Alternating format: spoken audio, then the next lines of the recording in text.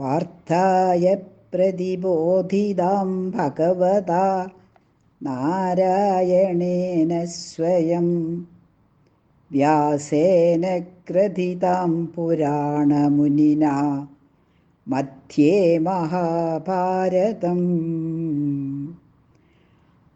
അദ്വൈതാമൃതവർഷിണീം ഭഗവതീം അഷ്ടാദശാധ്യായിനീം അംബ ത്വാമനുസന്തദാമി ഭഗവദ്ഗീതേ ഭവദ്വേഷിണീ.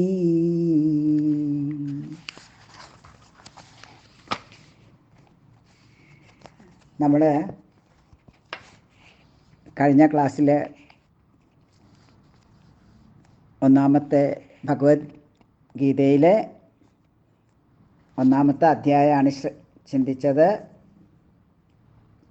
നിങ്ങൾക്കൊക്കെ ഓർമ്മയുണ്ടാകുമെന്ന് വിചാരിക്കുന്ന എന്തൊക്കെയാണ് അന്ന് അതിൽ പറഞ്ഞതെന്ന്. നമ്മൾ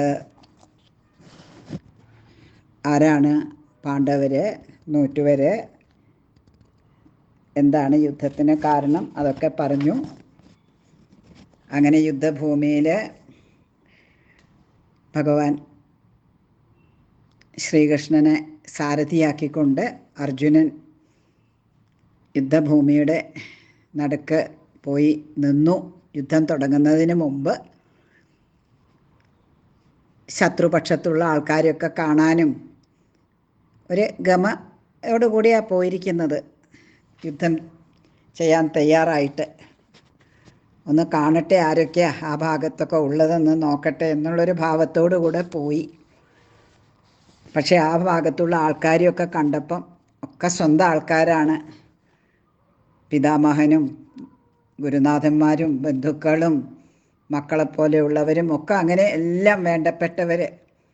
അയ്യോ, ഈ വേണ്ടപ്പെട്ടവരെ ആണല്ലോ എനിക്ക് കൊല്ലേണ്ടി വരുന്നത് എന്ന് പറഞ്ഞ് സ്വന്തം കർത്തവ്യത്തിൽ നിന്ന് വ്യതിചലിച്ച് സങ്കടപ്പെട്ട് വില്ലും അമ്പും താഴെ വയ്ക്കുകയാണ് അർജുനൻ. കലങ്ങിയ കണ്ണുകളോടുകൂടെ, സങ്കടത്തോടുകൂടെ, ആ സങ്കടമാണ് കാണിക്കുന്നത്. അവിടെ അർജുനൻ്റെ സങ്കടത്തിന് കാരണം മറ്റൊന്നുമല്ല, അറിവില്ലായ്മയാണ്, വ്യാമോഹമാണ്. കാരണം എല്ലാം സ്വന്തം ആൾക്കാരല്ലേ, അവരെ എങ്ങനെ കൊല്ലും? അപ്പം അതൊക്കെ മുമ്പ് അറിയായിരുന്നില്ലേ? പക്ഷേ പെട്ടെന്ന് അവരെയൊക്കെ കണ്ടപ്പോൾ അയ്യോ, ആ കർത്തവ്യം മറന്നുപോയി. അങ്ങനെ നമ്മൾ ഒരിക്കലും ഇങ്ങനെ കർത്തവ്യത്തിൻ്റെ മുമ്പിൽ നമ്മൾ ഒരിക്കലും ജീവിതത്തിൽ പതറാൻ പാടില്ല. അതാരായാലും. അതാണ് നമ്മളിന്ന് മനസ്സിലാക്കേണ്ടത്. അപ്പോൾ ഇനി എന്താണ് സംഭവിച്ചത് എന്ന് നമുക്ക് നോക്കാം. രണ്ടാമത്തെ അധ്യായത്തിൽ നമുക്ക് ആദ്യത്തെ അധ്യായത്തിന് അർജുനൻ്റെ സങ്കടം അർജുനനെ ഈശ്വരനിലേക്ക് എത്തിക്കാനുള്ള ഒരു മാർഗമായിട്ടാണ് നമ്മൾ എടുത്തത്. അതുകൊണ്ടാണ് അതിന് വിഷാദയോഗം എന്ന പേര്. ഇനി രണ്ടാമത്തതാണെങ്കിൽ ഇവിടെ സാഖ്യയോഗം എന്നാണ് പറയണത്. ഇവിടെ ചെറിയതായിട്ടൊന്ന് സാഖ്യയോഗം എന്താണെന്ന് ഞാൻ പറഞ്ഞു തരാം. അത് എത്രത്തോളം നമുക്ക് ഉൾക്കൊള്ളാൻ പറ്റുന്ന അറിയില്ല, കൊച്ചുകുട്ടികളല്ലേ. എങ്കിലും അറിഞ്ഞിരിക്കുക, മനസ്സിലാവുന്നത് മനസ്സിലാവട്ടെ, അത്രയേ ഉള്ളൂ. സംഖ്യ എന്ന് പറഞ്ഞാൽ എണ്ണമെന്നർത്ഥം.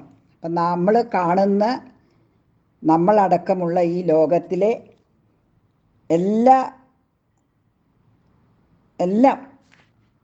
എല്ലാ തത്വങ്ങളും ഓരോന്നും എണ്ണി എണ്ണി, അതായത് ലോകത്തിൻ്റെ ഉൽപ്പത്തി എങ്ങനെയാണ് ഉണ്ടായത്, എങ്ങനെ സ്ഥിതി ചെയ്യുന്നു, എങ്ങനെ നശിക്കുന്നു, ഇതിനെപ്പറ്റിയെല്ലാം എണ്ണി എണ്ണി പറയുന്ന ശാസ്ത്രമുണ്ട്. ആ ശാസ്ത്രത്തിൻ്റെ പേരാണ് സാഖ്യശാസ്ത്രം. യോഗം എന്ന് പറഞ്ഞാൽ കഴിഞ്ഞ ക്ലാസ്സിൽ പറഞ്ഞു, ഈശ്വരപ്രാപ്തിയാണ് യോഗത്തിൻ്റെ അർത്ഥം ഇവിടെ എടുക്കേണ്ടത്. അപ്പോൾ ചുരുക്കത്തിൽ പറഞ്ഞാൽ സാഖ്യയോഗം എന്ന് പറഞ്ഞാൽ നമുക്ക് അറിവിലൂടെ എങ്ങനെ ഈശ്വരനെ പ്രാപിക്കാം, അതിൻ്റെ ക്രമമാണ് നമുക്ക് ഇവിടെ മനസ്സിലാക്കേണ്ടത്. അപ്പോൾ കരഞ്ഞ മുഖത്തോടുകൂടി ഇരിക്കുന്ന അർജുനനെ കണ്ടപ്പോൾ അതുവരെ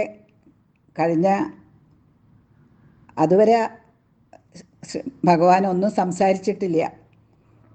ഒരു വാക്കേ പറഞ്ഞിട്ടുള്ളൂ. ഇതാ കണ്ടോളൂ, നിങ്ങളുടെ ഇവിടെ ആരൊക്കെയാണ് വന്നിരിക്കണതെന്ന് നോക്കിക്കോളൂ, നിങ്ങളുടെ ആൾക്കാരെ നോക്കിക്കോളൂ എന്ന് ഒരൊറ്റ വാക്കാണ് പറഞ്ഞിരിക്കുന്നത്. പിന്നെ ഭഗവാൻ സംസാരിക്കാൻ തുടങ്ങുന്നത് ഈ 2-ാമത്തെ അധ്യായത്തിലൂടെയാണ്. അപ്പോൾ ഈ കരഞ്ഞ് ഇരിക്കുന്ന അർജുനനെ കണ്ടപ്പോൾ ആദ്യം എന്താ മനസ്സിൽ, പിന്നെ ഭഗവാന്റെ മനസ്സിൽ വന്നത് ഒരു ചിരിയാണ്. അതെങ്ങനെയാണെന്ന് വെച്ചാൽ, ഇപ്പം നിങ്ങൾ കുട്ടിലാണ്, ആരോടെങ്കിലും തമ്മിൽ തല്ലി അല്ലെങ്കിൽ എന്തെങ്കിലും ഉണ്ടായി, മനസ്സ് വല്ലാതെ സങ്കടപ്പെട്ടു. അപ്പം കരഞ്ഞിട്ട് ഓടി അമ്മയുടെ അടുത്ത് എത്തും. അപ്പോൾ അമ്മയ്ക്ക് ഇതൊക്കെ കുറച്ചറിയാം, എന്തിനാ വന്നിരിക്കുന്നതെന്നൊക്കെ. അപ്പം ഭയങ്കര സങ്കടത്തോടെ കരഞ്ഞിട്ടായിരിക്കും പോകുന്നതല്ലേ നിങ്ങൾ പോകുന്നത് അമ്മയുടെ അടുത്തേക്ക്. പക്ഷെ അമ്മയുടെ മനസ്സിൽ മുഖത്തൊരു പുഞ്ചിരിയായിരിക്കും ശരിക്ക്, ഒരു സഹതാപമല്ല. അയ്യോ എൻ്റെ മോൻ കരയണുണ്ടല്ലോ, എന്തെങ്കിലും പറ്റുമോ, അങ്ങനത്തെ ബേജാറല്ല. ഒരു ചെറിയ ചോദിക്കുക, എന്തിനാടോ നീ ഇങ്ങനെ കരയണത്, അതിനൊക്കെ തക്ക എന്താ ഉണ്ടായിരിക്കണത്? നീ ഈ പെൺകുട്ടികളെ മാതിരി, പെൺകുട്ടികളാന്ന് ഞാൻ പറഞ്ഞുകൊണ്ട് പെൺകുട്ടികൾക്ക് ദേഷ്യം പിടിക്കേണ്ട, അങ്ങനെയല്ല, മനസ്സിന് സ്ഥിരതയില്ലാത്ത ആ ഒരർത്ഥത്തിലും കൂടെ ശാസ്ത്രത്തിൽ ഈ പെൺ ശബ്ദം ഉപയോഗിക്കും. അത് നമ്മൾ മനസ്സിലാക്കിയാൽ മതി. അതാണ് പെണ്ണെന്നുള്ള ഭേദത്തിലല്ല, മനസ്സിന് ശക്തിയുള്ളവർ ശക്തിയില്ലാത്തവർ എന്നുള്ളതിലാണ്, ലിംഗഭേദമല്ല അവിടെ എടുക്കേണ്ടത്. അപ്പം അങ്ങനെ ഒരു ശക്തിയില്ലാത്തൊരു മനസ്സുള്ള കുട്ടിയെപ്പോലെ നീ എന്തിനാ കരയണത് ഇങ്ങനെ ചോദിക്കാറില്ലേ സാധാരണ അമ്മമാർ? അതുപോലെ കൃഷ്ണൻ ഇവിടെ അർജുനനോട് ചോദിച്ചു, എന്തിനാ നീ ഇങ്ങനെ സങ്കടപ്പെടുന്നത്? നീ അതിൻ്റെ ഒരാവശ്യവും ഇല്ല. നീ തന്നെ ഇടയ്ക്ക് പറയുന്നുണ്ടല്ലോ വലിയ ജ്ഞാനിയെപ്പോലെ. അത് കഴിഞ്ഞിട്ട് പിന്നെ കുട്ടികളെപ്പോലെ പൊട്ടിക്കരയുകയും ചെയ്യുക. ഇതിലെന്താ അർത്ഥമുള്ളത്? ഇവിടെ ഒന്നും സംഭവിച്ചിട്ടില്ല. നീ ആരെക്കുറിച്ചാണ് ദുഃഖിക്കുന്നത്? ഇവർ മരിച്ചു പോകുമെന്ന് വിചാരിച്ചിട്ടാണോ ദുഃഖിക്കുന്നത്? ഇവിടെ ആരാ മരിക്കുന്നത്? ശരീരം മാത്രമേ മരിക്കുന്നുള്ളൂ. അത് ഇന്നല്ലെങ്കിൽ നാളെ നശിക്കും, ആരുടെ ശരീരമായാലും. അതിലിപ്പോൾ അത്ര വലിയ ദുഃഖിക്കേണ്ട ആവശ്യമില്ല. ആത്മാവിനെ കുറിച്ചാണെങ്കിൽ, ആത്മാവ് എന്ന് പറഞ്ഞാൽ എന്താ നിങ്ങൾ വിചാരിക്കുന്നത്? എന്താ ആത്മാവ്? ആത്മാവെന്ന് പറഞ്ഞാൽ ആ ശരീരത്തിന് ജ്ഞാനം, എന്താ പറയുക, ചൈതന്യം കൊടുക്കുന്ന ഒരു തത്വം എന്ന് മനസ്സിലാക്കിയാൽ മതി. അപ്പം ആത്മാവിനെ ആണെങ്കിൽ അതിനൊരു നാശം ഉണ്ടാവില്ല, അതൊരിക്കലും മരിക്കുന്നില്ല. അത് മനസ്സിലാക്കിയാൽ പോരെ. എന്നിട്ട് ഒരു നല്ലൊരു ഉദാഹരണം പറഞ്ഞു കൊടുക്കുന്നുണ്ട്. നമ്മൾ ഈ പഴയ കുപ്പായം മാറ്റിയിട്ട് പുതിയ കുപ്പായം ഇടില്ലേ? അപ്പം നമ്മൾ മാറുന്നുണ്ടോ? കുപ്പായമല്ലേ മാറുന്നുള്ളൂ. അതുപോലെ കരുതിയാൽ മതി. ഇതാണ് ഭഗവാൻ ആദ്യം കൊടുത്ത ഉപദേശം. നമുക്ക് അതിലിടയ്ക്ക് വേറൊരു കാര്യം സംഭവിക്കുന്നുണ്ട്. എന്താണെന്ന് വെച്ചാൽ, അർജുനൻ കൃഷ്ണനോട് പറയുന്നുണ്ട്. അപ്പോഴാണ്, അതുവരെ അർജുനൻ കൃഷ്ണനെ ഒരു സാരഥിയായിട്ടൊക്കെയാണ് ഒരു സുഹൃത്തെന്ന നിലയിൽ അല്ലെങ്കിൽ ഒരു ബന്ധു എന്ന നിലയിലൊക്കെയാണ് കരുതിയത്. പക്ഷെ അവിടെ അർജുനന് മനസ്സിലായി, ഈ കൃഷ്ണൻ അതൊന്നുമല്ല. ഗുരുവായിട്ട് അർജുനൻ അവിടെ കൃഷ്ണനെ സ്വീകരിച്ചിട്ട് പറയാ, നീ എനിക്ക് ഉപദേശിച്ചു തരൂ, ഞാൻ നിൻ്റെ ശിഷ്യനായിരിക്കുകയാണ്, നീ എനിക്ക് പറഞ്ഞു തരും ഞാൻ എന്താ ചെയ്യേണ്ടത്. അപ്പോഴാണ് ശരിയായിട്ട് കൃഷ്ണൻ എന്തൊക്കെയാണ് ജീവിതത്തിൽ, എങ്ങനെയാണ് നമ്മൾ ജീവിതത്തെ മനസ്സിലാക്കേണ്ടത്, നമ്മളെക്കുറിച്ച് മനസ്സിലാക്കേണ്ടത്, അതൊക്കെ മനസ്സിലാക്കി കൊടുത്തു. അതൊക്കെ നിങ്ങൾ കുറച്ചുകൂടെ വലുതാകുമ്പം കൂടുതൽ ആഴത്തിൽ അതിനെക്കുറിച്ചൊക്കെ പറയും. ഇപ്പം കൃഷ്ണൻ പറയും, നിനക്ക് ഇവിടെ യുദ്ധം ചെയ്യലാണ് നിൻ്റെ ഒഴിച്ചുകൂടാൻ പാടില്ലാത്ത കർത്തവ്യമാണ്. യുദ്ധം ചെയ്യണം, രാജ്യം ഭരിക്കണം, ധർമ്മത്തിനനുസരിച്ച് രാജ്യം ഭരിക്കണം, അല്ലെങ്കിൽ അധർമ്മത്തിലേക്ക് വിട്ടുകൊടുക്കരുത്. രാജ്യം അന്യാധീനപ്പെട്ടു പോകും, ജനങ്ങൾ കഷ്ടപ്പെടും. അതുകൊണ്ട് നീ ഒരിക്കലും ഈ യുദ്ധത്തിൽ നിന്ന് പിന്മാറാൻ പാടില്ല. നിൻ്റെ വിചാരിപ്പം നിനക്ക് സന്യാസിയായിട്ട് കാട്ടിൽ പോയിട്ട് ഇവരെ ഒന്നും കൊല്ലണ്ട, എൻ്റെ കൈയൊന്നും അവരുടെ രക്തം കൊണ്ട് കറയാക്കരുത്, ഞാൻ അതിലും ഭേദം കാട്ടിൽ പോയിട്ട് ജീവിക്കുകയാണെന്ന്. നിനക്ക് കാട്ടിൽ പോയിട്ട് ജീവിക്കാനൊന്നും പറ്റില്ല. നീ ഒരു ക്ഷത്രിയനാണ്, നിനക്ക് അമ്പും വില്ലും നിൻ്റെ കൂടെ വേണം, നിനക്കതിനെ വിട്ടിട്ട് പറ്റില്ല കാട്ടിൽ പോയിട്ട്. അതുകൊണ്ട് വേറെ ഒന്നും ചിന്തിക്കാതെ വേഗം യുദ്ധം ചെയ്തോളൂ, യുദ്ധത്തിന് തയ്യാറാകൂ. അതാണ് കൃഷ്ണൻ കൊടുക്കുന്ന ഈ മറുപടി. അപ്പം ഭഗവാന്റെ മുഖത്ത് നിന്ന് ഇത്രയും കേട്ടപ്പം അർജുനൻ പറയാ, എങ്ങനെയാണ് ഈ മനസ്സുറപ്പിക്കുക, അതെനിക്ക് സാധിക്കുമോ അങ്ങനെ മനസ്സിനെ ഉറപ്പിച്ചിട്ട് യുദ്ധം ചെയ്യാൻ? കൃഷ്ണൻ പറഞ്ഞു, തീർച്ചയായിട്ടും സാധിക്കും. എന്തുകൊണ്ട് സാധിക്കില്ല? എത്രയോ പേരുണ്ട്, അത്രയും പേരുണ്ടോ? എനിക്കൊന്ന് പറഞ്ഞു തരുമോ? അവരെങ്ങനെയായിരിക്കും, അവരെങ്ങനെയാണ് നടക്കുക, അവരെങ്ങനെയാണ് ജീവിക്കുന്നത്, അവരെ കണ്ടാൽ എങ്ങനെ ഉണ്ടാകും? അപ്പോൾ അർജുനന് വലിയൊരു ആകാംക്ഷയായി, ഒന്ന് കാണണമല്ലോ. ഓ, അങ്ങനെയാണെങ്കിൽ എനിക്കും അവരെ പോലെ ആകണമല്ലോ. അങ്ങനെ പറഞ്ഞ അർജുനനോട് ഭഗവാൻ ശ്രീകൃഷ്ണൻ പറയുകയാണ്, അതെല്ലാവർക്കും അങ്ങനെ ആകാൻ പറ്റില്ല, അത് ഞാൻ സമ്മതിക്കുകയാണ്. എങ്കിലും അങ്ങനത്തെ കുറേ ആൾക്കാരുണ്ട്, ഇല്ലാതില്ല. അവരാണെങ്കിൽ എങ്ങനെ ഇരിക്കുന്നു പറഞ്ഞാൽ, അവർ നല്ലത് ജീവിതത്തിൽ വരുമ്പം എല്ലാം മറന്നിട്ട്, ഓ സന്തോഷമായി എനിക്ക്, അങ്ങനെ മതി മറന്നിട്ട് സന്തോഷിക്കില്ല. അതുകൊണ്ട് നിങ്ങളാരും സന്തോഷിക്കരുതെന്ന് അർത്ഥമില്ല, സന്തോഷിക്കണം. അതുപോലെ തന്നെ സന്തോഷിക്കുന്നത് പോലെ തന്നെ സങ്കടം വരുമ്പോഴും സങ്കടപ്പെടരുത്. അധികം സന്തോഷിക്കുകയും വേണ്ട, അധികം സങ്കടപ്പെടുകയും വേണ്ട. കാരണം സന്തോഷവും വരും സങ്കടവും വരും ജീവിതത്തിൽ. അതൊക്കെ നിങ്ങൾ വന്നു പോകുന്നതാണ്. അതുകൊണ്ട് അതിലൊന്നും വിഷമിക്കാനില്ല എന്ന് കാണണം. അങ്ങനെയൊക്കെ ചെറിയ ചെറിയ കാര്യങ്ങൾ നിങ്ങൾക്ക് അറിഞ്ഞു കിട്ടിയാൽ നിങ്ങൾക്ക് വലിയ സന്തോഷമായിരിക്കും. നിങ്ങൾ നോക്കൂ. പിന്നെ നമ്മൾ എല്ലാവരെയും ഒന്നായി കാണാൻ പഠിക്കണം. അല്ലാതെ നമുക്കിപ്പോൾ എന്താണ്, എനിക്കിത് ഇഷ്ടമില്ല, എനിക്ക് അയാളോട് ഇഷ്ടമില്ല, ഇയാളോട് ഇഷ്ടമില്ല, ആ കുട്ടിയോട് എനിക്കിഷ്ടമില്ല, അല്ലെങ്കിൽ അസൂയ, അങ്ങനത്തെ ഒന്നും നമ്മൾ മനസ്സിൽ വെച്ച് പുലർത്തരുത്. അങ്ങനെ കുറേ കാര്യങ്ങൾ പറഞ്ഞു കൊടുക്കും. അപ്പോൾ അതിൻ്റെ പേരാണ് സ്ഥിതപ്രജ്ഞൻ എന്ന് പറഞ്ഞാൽ നല്ല അറിവുള്ള. അപ്പം നിങ്ങളും വലുതാകുമ്പം ഇപ്പോഴേ അതിന് ശ്രമിച്ചാലാണ് നല്ലൊരു സ്ഥിതപ്രജ്ഞൻ്റെ മാതിരി നമ്മൾ ജീവിതത്തിൽ ഉയർന്ന് പോകാൻ നമുക്കൊക്കെ സാധിക്കും. കുട്ടികൾക്ക് ഇപ്പോഴേ അതിനുള്ള ഒരു മനസ്സ് വേണം. ഇതൊന്നും പഠിച്ചിട്ട് ഇതുപോലെ ആകുക എന്നല്ല, നിങ്ങൾ നല്ലപോലെ കളിച്ച് ചിരിച്ച് നിങ്ങളുടെ ബാല്യം വളരെ സന്തോഷത്തോടുകൂടെ കഴിയണം. അതേ സമയത്ത് ഇങ്ങനത്തെ ചില കാര്യങ്ങൾ നിങ്ങൾ അറിഞ്ഞിരിക്കണം.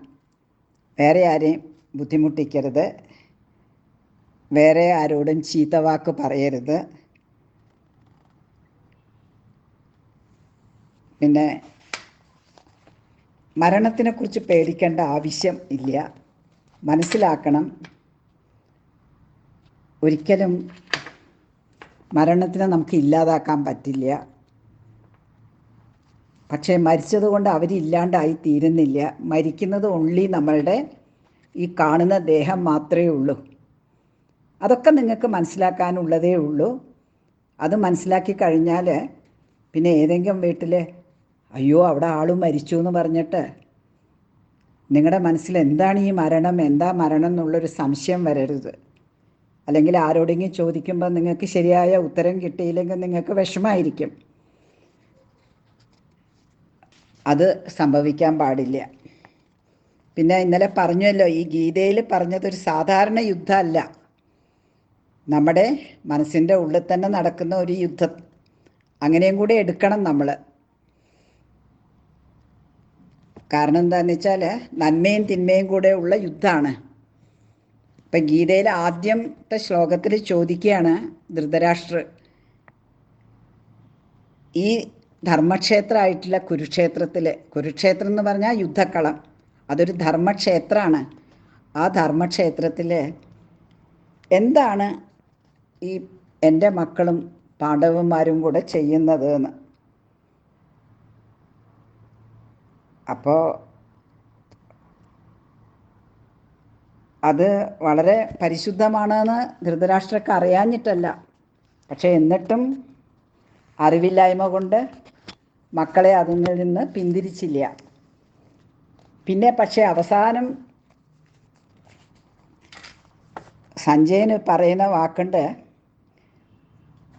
ഈ യോഗേശ്വരനായ കൃഷ്ണനും വില്ലാളി വീരനായ അർജുനനും, അതായത് ഈശ്വരനാണ് കൃഷ്ണൻ, ജീവനാണ് അർജുനൻ, അവർ രണ്ടു പേരും കൂടെ ചേരുമ്പം എല്ലായിടത്തും ധർമ്മവും വിജയവും ഉണ്ടാകും. അതുപോലെ നമ്മുടെ ജീവിതത്തിൽ എപ്പോഴും നമ്മൾ എന്തിനാണ് ആഗ്രഹിക്കുന്നത്, എപ്പോഴും ധർമ്മവും നമ്മുടെ കൂടെ വേണം. എവിടെ ധർമ്മമുണ്ടോ അവിടെ വിജയം ഉണ്ടാവും.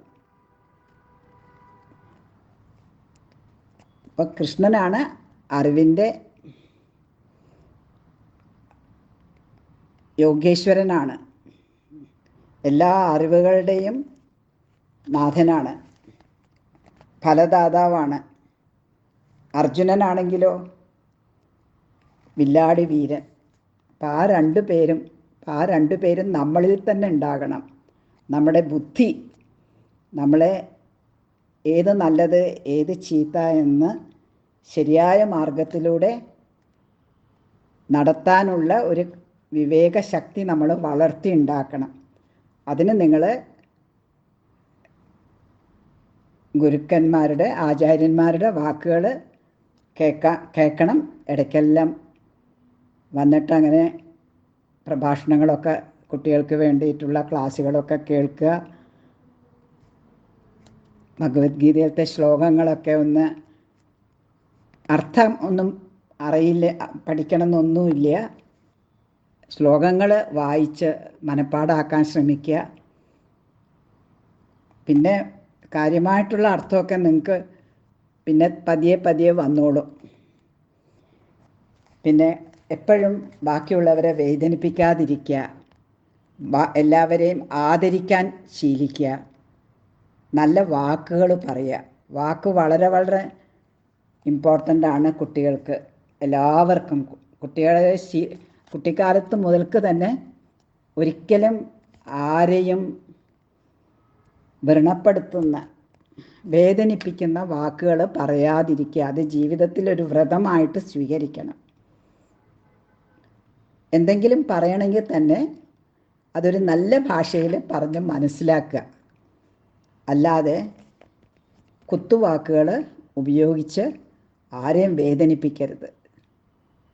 പിന്നെ കളവ് പറയരുത്, അത് വളരെ വളരെ ശ്രദ്ധിക്കണം. ചെറിയ കാര്യത്തിന് പോലും കളവ് പറയാൻ നമ്മളെ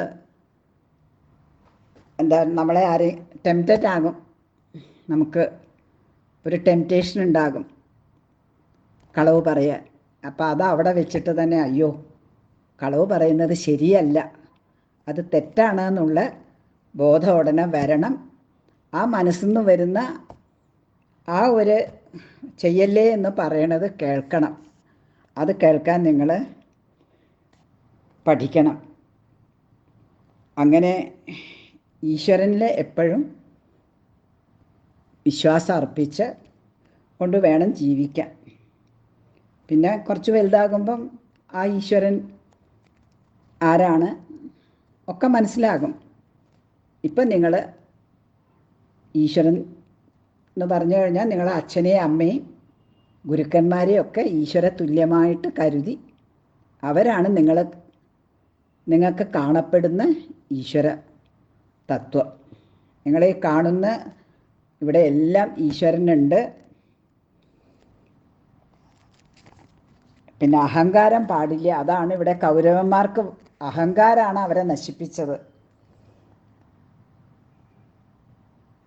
ഈശ്വരനെ വെറുത്തുകൊണ്ട്, നിഷേധിച്ചുകൊണ്ട്, അഹങ്കരിച്ചുകൊണ്ട്, ദുർമാർഗത്തിൽ കൂടെ നടന്നുകൊണ്ട് ആപത്തും നാശവും കൈവരിച്ചു.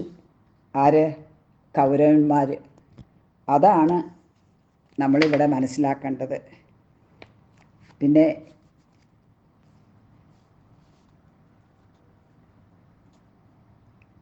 ഈ ലോകം ധർമ്മക്ഷേത്രമാണ്, അത് മനസ്സിലാക്കണം. ഇങ്ങനെ ജീവിതത്തിലൂടെ നമ്മൾ നല്ല ശ്രേയസ്സിൽ എത്തിച്ചേരണം. അധാർമികമായിട്ടുള്ള കാര്യങ്ങളിലൊന്നും ഇടപെടരുത്. അതിപ്പോഴേ മനസ്സിന് ആ ധൈര്യം വന്നു കഴിഞ്ഞാൽ മാത്രമേ നിങ്ങൾക്ക് ഇനി ബാക്കിയുള്ള കാര്യങ്ങളിലൊക്കെ അനാവശ്യമായിട്ടുള്ള ചിന്തകൾ പോകാതിരിക്കുള്ളൂ. ഇങ്ങനെയാണ് ഈ രണ്ടാമത്തെ അധ്യായം നിങ്ങൾ മനസ്സിലാക്കേണ്ടത്. നമുക്കിനി അടുത്ത ക്ലാസ്സിൽ മൂന്നാമത്തെ അധ്യായത്തെക്കുറിച്ച് ചിന്തിക്കാം.